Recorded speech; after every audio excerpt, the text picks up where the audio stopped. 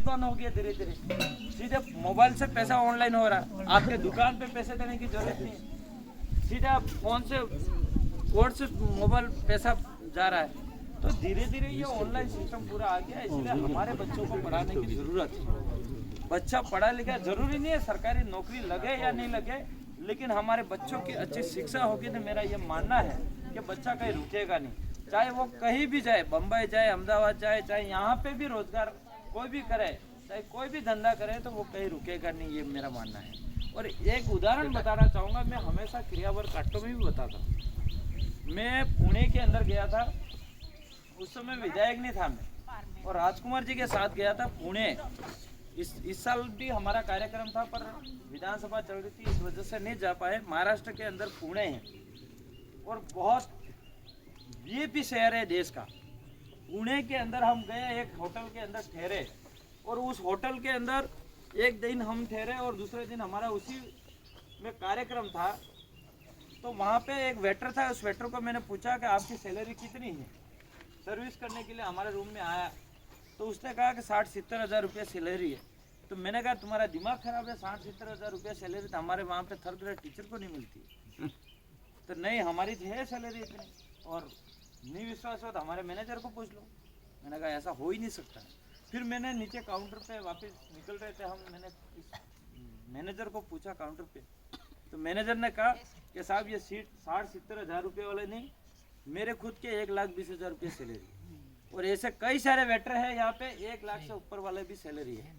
मैंने कहा भाई तुम्हारे इस वेटर में ऐसा क्या गुण है जो इतनी सैलरी है। तो उस मैनेजर ने कहा कि साहब ये होटल तो आप देख ही रहे हो, 5 स्टार वीआईपी होटल है, यहाँ पे जो वेटर लगाए गए हैं वो अच्छी से अच्छी इंग्लिश बोल सकते हैं, अच्छी से अच्छी भाषा बोल सकते हैं, और अलग अलग राज्य के, अलग अलग कंट्री के लोग कस्टमर आते हैं, उनकी भाषाओं को समझ सकते हैं और इस भाषाओं को कन्विंस कर सकते हैं, इसलिए इतनी सैलरी है। उसी समय मेरे दिमाग में एक सवाल उठा कि अगर शिक्षा अच्छी हो, एजुकेशन अच्छी हो, नौकरी मिले या नहीं मिले, लेकिन इस दुनिया में किसी भी कोने में जाके अच्छा सा अच्छा पैसा कमा सकता है। वो एक शिक्षा की ताकत है।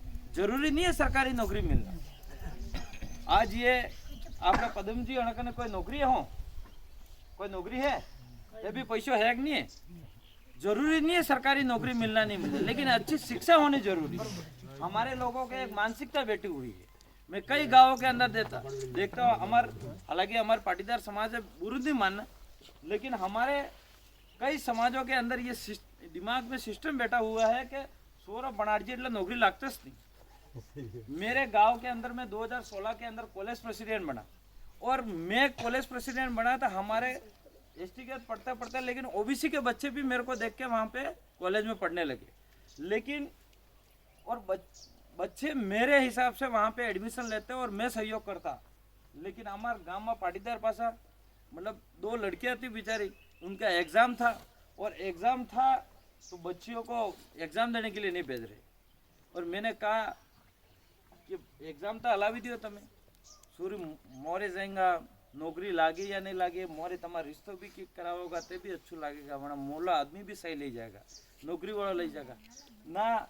भाई हमार सूर्य बनाड़े ने बनाड़े तमार हूँ ले दो, सूर्य हूँ नौकरी लगी जी, ये उनके सवाल थे। इसलिए मानसिकता में बैठा। फिर मैंने उनको प्यार से समझाया, वो उन्होंने भेजा भी से, एग्जाम भी दिलाए, बच्चियाँ पास भी होगी, आज वो लोग याद करते। तो कभी कभार क्या हमारे लोगों में ऐसी मानसिकता बैठा है कि नौकरी मरे ने हो, मतलब है नौकरी मिलना नहीं मिलना ये बड़ी बात नहीं, पढ़ना जरूरी है, शिक्षा होनी जरूरी है, पढ़ना जरूरी है। इसलिए आपको अधिक से अधिक शिक्षा लेनी है, हर बच्चों को पढ़ाना है। और मैं समझता हूँ कि अच्छा बच्चा पढ़ा दिया तो वही आपके सबसे बड़ा धन है। अच्छा, एक उदाहरण मैं बताना चाहूँगा आपको। हमारे सप्ताह के मोटो धन कही है ये बता रहा हूँ मैं। आज हम लोग सब बैठे हुए हैं, मेरे भी 2 बच्चे हैं, सबके बच्चे हैं अपने, सप्ताह के मोटो धन हूँ आपने सोरा है नहीं।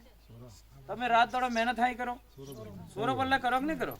आज मैं मेहनत करूंगा, मेरे बच्चों के लिए कर रहा हूँ, आप मेहनत कर रहे हो, आपके बच्चों के लिए कर रहे हो। रात दिन हम इसलिए मेहनत करते हैं कि कहीं नहीं मार सोरन असल लाइफ था भी जो छोटो मोटो धंधो करे कि नौकरी करे, ये हमारे सबके माँ बाप के सपने।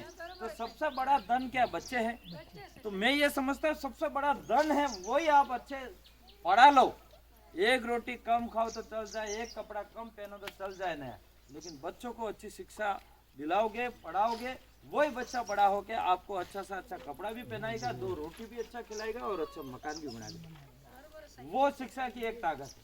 એટલે તમારે સોરો ભણાડવો હે, બીજી વાત યાર રોડ तक हमें करावी देंगे, हमारी जिम्मेदारी है।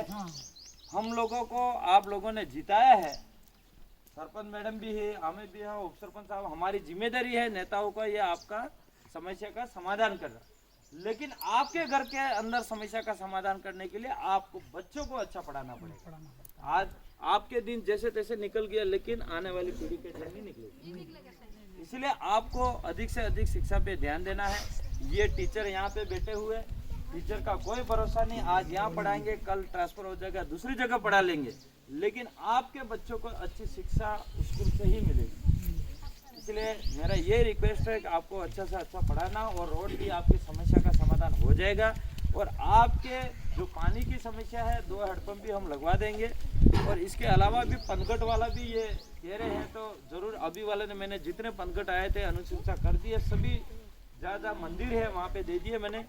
लेकिन दूसरी बार जहाँ पे भी आएगा तो आपके लिए मैं ज़रूर, ये मैं आपको आश्वस्त करता हूँ। मेरी बात को आप सबने सुना, इसके लिए खूब खूब धन्यवाद, सबको जवाब।